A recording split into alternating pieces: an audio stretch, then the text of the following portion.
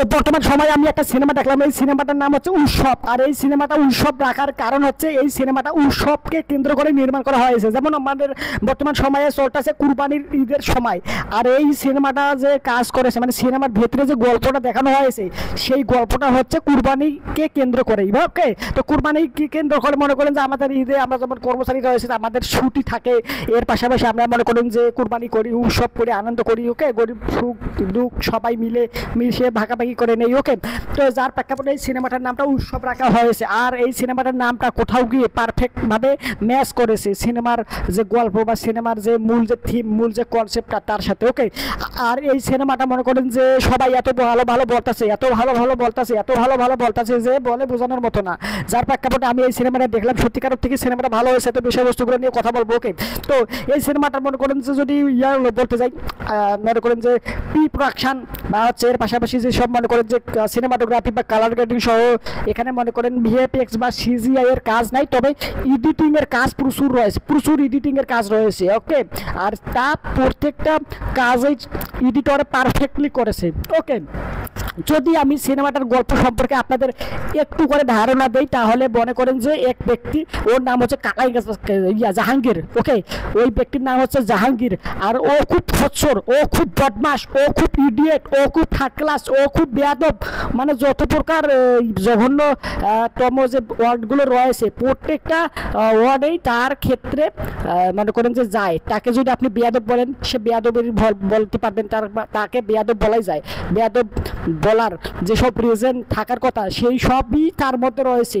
এভাবে প্রত্যেকটা ওয়ার্ডের সাথে প্রত্যেকটা রিজন রয়েছে তাকে বলার মতো। ওকে, সে মনে করেন যে তার একটা কমিউনিটি সেন্টার রয়েছে। কমিউনিটি সেন্টার বলতে ওই যে প্লেট, ফ্যান, লাইট মাইট এইসব যে ভাড়া দিয়ে থাকে, ডেকোরেটর যাকে বলে বাংলায়। ওকে, ডেকোরেটর। সে তার ওখানে যারা কাজ করে তাদের উপরে খুব বাজে ব্যবহার করে, তাদেরকে খুব চাপের মধ্যে রাখে। ঈদের মধ্যে ছুটি দিব 2-3 দিন কইরা, মনে করেন অন্য ফ্যাক্টরি বলেন বা অন্য কোম্পানি বা অন্য ক্ষেত্রে ছুটি বাড়ায় দিয়ে থাকে উৎসব উপলক্ষে। মানে সে খুব কিপটা বা হচ্ছে মনে করতে খ্রিস্টা। ওকে, তার মতো আর কি মানে জঘন্যতম ব্যক্তি এই পৃথিবীর বুকে নাই। ওকে, এরকম ভাবে তাকে তুলে ধরা হয়েছে। তো হঠাৎ করে একদিন রাতে সে বাসায় গেছে, যেদিন ঈদ হবে ঈদের রাতে সে বাসায় গেছে। ওকে, ধরেন কালকে ঈদ হবে, আজকে দিনের বেলা সে কাম কাজ গুছায় রাত্রে হয়ে গেছে, রাত্রে 10টা 11টা 12টা 1টা 2টা বাজে, মানে এরকম একটা সময় এসে বাসায় যাবে ঘুমানোর জন্য। বাসায় গিয়ে ঘুমায়ও পড়েছে। হঠাৎ করে একজন ব্যক্তি আয়া পড়ে, কয় যে এই জাহাঙ্গীর আজকে রাতে 3জন তোর সাথে দেখা করতে হবে। দুপুর 2টা বাজে কি 3টা বাজের কথা বলেছিল, রাত 2টা বা 3টা বাজের কথা বলেছিল, 3টা বাজে।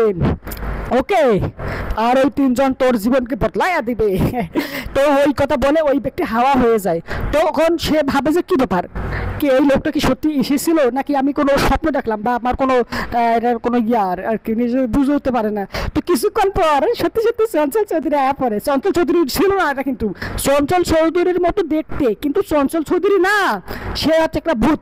ওকে, যদিও মনে করেন যে আমি ভূতে বিশ্বাস করি না, তবে জিনে বিশ্বাস করি। তবে এইরকম ভূত যে এখানে যে ভূতগুলোকে যে তাদের কর্মকাণ্ড বা যে তারা যে ইয়াটা করেছে, আরে ধরো এখানে কি বলবো, তারা যে মানুষকে শুধরানোর যে সিস্টেমটা যে ওয়েটা ব্যবহার করছে, এমনটা যদি সত্যিকার অর্থে ভূত নাই, যদি ভূত যদি থাকিয়া যদি এরকমটা কাজ করতো তাহলে প্রত্যেকটা মানুষ পৃথিবীর বুকে যতগুলো মানুষ প্রত্যেকেই ভালো হয়ে যেত।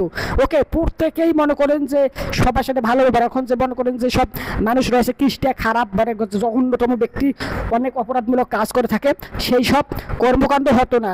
হ্যাঁ, তারা কিন্তু না, ভূত কিন্তু নাই। যদি থাকতো তাহলে এমনটা হতো। বাট জিন কিন্তু আছে।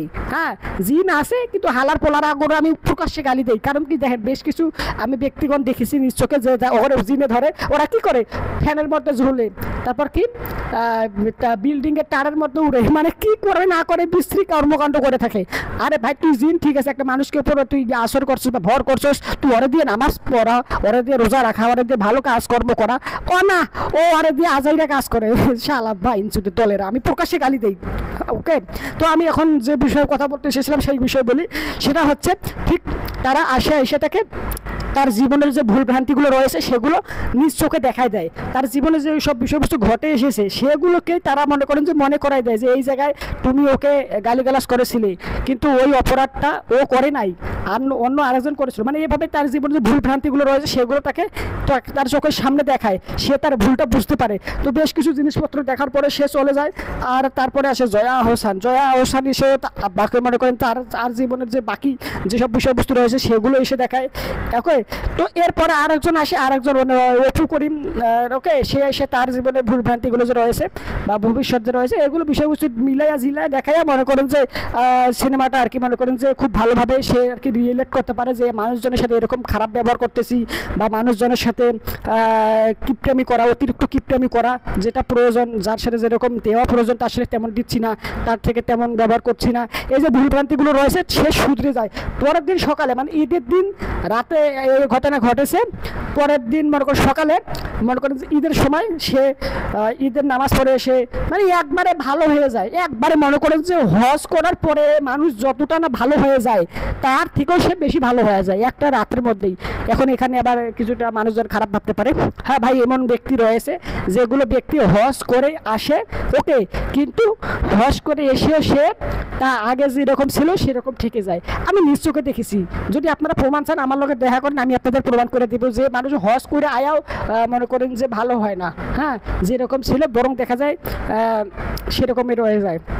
তবে যে সেই সব ব্যক্তির ক্ষেত্রে হজ করে এসে তারা যেসব ব্যক্তিকে আমি নিজের চোখে দেখেছি এরকম কর্মকাণ্ড করতে, সেই সব ব্যক্তির থেকে এই জাহাঙ্গীর সাহেব যে রয়েছেন সেই এক রাতের মধ্যে মানুষ হজ করে এসে যে ভালো না হয়ে যায় তার থেকে বেশি ভালো হয়ে গেছে। ওকে, তো এখানে আমার এখানে যে বিষয়টা সব থেকে বেশি আবার ভালো লাগছে সেটা হচ্ছে চঞ্চল চৌধুরী যে আসে, এখানে চঞ্চল চৌধুরী আসে বললে ভুল হবে, চঞ্চল চৌধুরীর রূপ ধরে একজন ব্যক্তি, একজন ভূত তার বেশ ধরে আসে, চঞ্চল চৌধুরীর বেশ ধরে আসে। ওকে, তো এখানে যেভাবে জিনিসটাকে প্রেজেন্ট করে একদম সত্যিকারভাবে মজা পাওয়া যায়। আরে জয়া আহসান, আরে বাবা রে বাবা, মধুমিতা সিনেমা হলে যখন জাহাঙ্গীরকে লয়া যায় ভাই, এই মধুমিতা সিনেমা হলের যে আউটলুক মানে যেখান থেকে শ্যুট করেছে মধুমিতা হলের মানে ঢোকা থেকে সিনেমা দেখা পর্যন্ত মানে এ টু জেড আমার পরিচিত, কারণ আমি বেশ কিছু সময় বেশ কিছু বার মধুমিতা সিনেমা হলে গিয়ে সিনেমা দেখছি।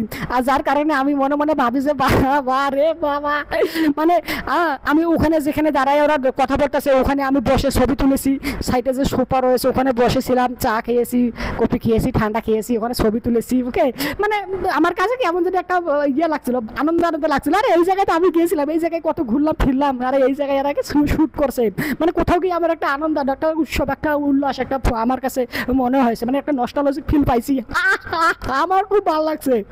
আর ভাই কি বলবো, মানে সত্যিকার অর্থে সিনেমাটা যারা দেখেননি তারা একটা অনেক কিছু মিস করছেন। এই সিনেমার মধ্যে মনে করেন যে একটা সিরিয়াস বিষয় দেখানো হয়েছে, একটা সিরিয়াস বিষয়, একটা মানুষের সাথে খারাপ ব্যবহার করতেছে, যখন ব্যবহার করতেছে মানে যে বিষয়বস্তুগুলো রয়েছে খারাপ সেগুলো করতেছে, সেগুলো তাকে যখন ভুলটা ভাঙিয়ে দিল তখন সে ভালো হয়ে গেল, তার জীবনের যে মিস্টেক বড় বড় ভুলগুলো সে শুধরিয়ে নিল। ওকে, আর এগুলো যে দেখিয়েছে একদম সিনেমাটিক ওয়েতে, মানে কিছুটা আবার সিরিয়াস বিষয় ভাবে দেখায় নাই, কিছুটা নর্মালি কমেডির সাথে ফানির সাথে, হ্যাঁ, কিছুটা আর কি ইয়ার সাথে আর কি দেখিয়েছে, কিন্তু সত্যিকার অর্থে ভালো লেগেছে। ওকে, তো আমার এই সিনেমাটা সত্যি খুব ভালো লাগছে। এই সিনেমাটা যদি আমাকে রেটিং করতে বলেন তাহলে আমি দিব আউট 5 আউট অফ 4.5। ওকে, মানে 5-এর মধ্যে 4.5 দিয়ে দিব। ওকে, এই সিনেমাটা সত্যিকার অর্থে ভালো হয়েছে যে বলে বোঝানোর মতো না। অবশ্যই আপনারা যারা দেখেন তারা অবশ্যই আমি রিকমেন্ড করবো ভাই দেখেন সিনেমাটা, না দেখলে আপনি সিনেমার কিছুই দেখেন নাই এই জীবনে। ওকে, বাংলা সিনেমার ক্ষেত্রে এই সিনেমাটা বেস্ট সিনেমা। তো আপনারা অবশ্যই আপনারা যারা দেখছেন তারা কমেন্ট করে জানাবেন, আর যারা দেখেন তারা অবশ্যই দেখবেন, আর যারা ভিডিওটা লাইক দেন, চ্যানেলটা সাবস্ক্রাইব করা না থাকলে সাবস্ক্রাইব করুন। সম্পূর্ণ ভিডিও দেখার জন্য আপনাকে জানাচ্ছি অসংখ্য ধন্যবাদ। ভাই সব হালা খ্রিস্টিয়া জাহাঙ্গীর শালা।